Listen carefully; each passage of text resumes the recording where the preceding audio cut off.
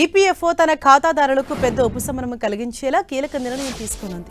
వివిధ కారణాల వల్ల క్లెయిమ్ చేయకుండా ఇనాక్టివ్ అకౌంట్లలో పేరుకుపోయిన నిధులను నేరుగా లబ్ధిదారుల ఖాతాలోకి జమ చేసేందుకు ఆటోమేటెడ్ సెటిల్మెంట్ సిస్టమ్ను ప్రవేశపెట్టే ఆలోచనలో ఉంది. దీని ద్వారా చందాదారులు ఎలాంటి దరఖాస్తులు చేయకుండానే వారి ఆధార్ లింక్ ఉన్న బ్యాంకు ఖాతాల్లోకి డబ్బు చేరుతుంది.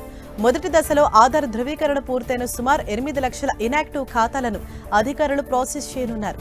వీటి విలువ సుమారు 5,200 కోట్లు ఉండవచ్చని అంచనా.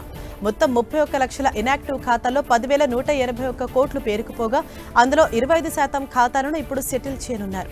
దాదాపు 14,000 ఖాతాల్లో 5 లక్షల కంటే ఎక్కువ బ్యాలెన్స్ ఉన్నట్లు గుర్తించారు. 1000 లోపు బ్యాలెన్స్ ఉన్న ఇనాక్టివ్ ఖాతాలను ఆటోమేటిక్ గా సెటిల్ చేసేందుకు సెంట్రల్ బోర్డ్ ఆఫ్ ట్రస్టీస్ ఇప్పటికే ఆమోదం తెలిపింది. తాజా ప్రతిపాదన దీనికి కొనసాగింపు అవుతుందని భావిస్తున్నారు. ఆటోమేటిక్ పీఎఫ్ సెటిల్మెంట్ పై ఈపీఎఫ్ నుంచి అధికారిక ప్రకటన రావాల్సి ఉంది.